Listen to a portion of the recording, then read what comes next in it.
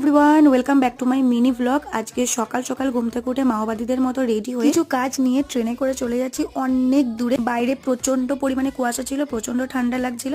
তো তারপরে কাজ টাজ মিটিয়েছি, সেগুলো আমি আর দেখাইনি। তারপর এখন আবার স্টেশন যাচ্ছি। আর ট্রেন থেকে নামতে আমার সন্ধে হয়ে গেছিল। ট্রেন থেকে নেমে সোজা বাড়ি না এসে আমার ইচ্ছে করলো একটা ফাস্টফুডের দোকানে গিয়ে একটু ফাস্টফুড খেতে, কারণ একাই ছিলাম আর একা একা খাবো, কাউকে দিতেও হবে না।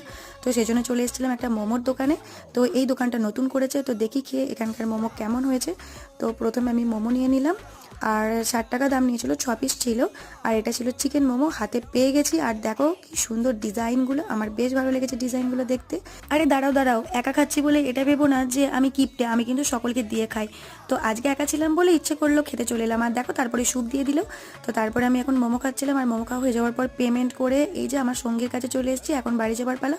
তো আজকের মিনি ব্লগটা কেমন লাগলো অবশ্যই জানিও, আর এখানকার মোমোটা পারলে ট্রাই করো, দারুণ ছিল। তো চলো আজকের মতো টাটা।